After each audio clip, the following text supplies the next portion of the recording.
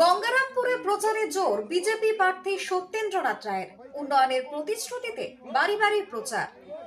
আসন্ন বিধানসভা নির্বাচনকে সামনে রেখে প্রচারে ঝাঁপালেন বিজেপি প্রার্থী সত্যেন্দ্রনাথ রায়।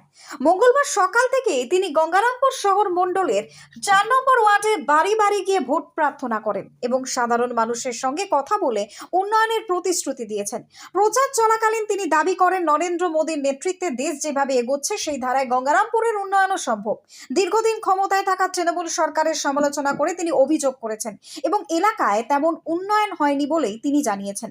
ভোটারদের উদ্দেশ্যে তিনি প্রতিশ্রুতি দেন, জয়ী হলে চিকিৎসা পরিষেবার মান উন্নত করা হবে এবং সামগ্রিক উন্নয়নে জোর দেওয়া হবে। পাশাপাশি কাদিঘাট সংলগ্ন এলাকায় গৃহ নির্মাণ নিয়েও আশ্বাস দিয়েছেন। এখন ভোটের পর তার প্রতিশ্রুতি ঠিক কতটা বাস্তবায়িত হয় সেদিকেই নজর রাজনৈতিক মহলের।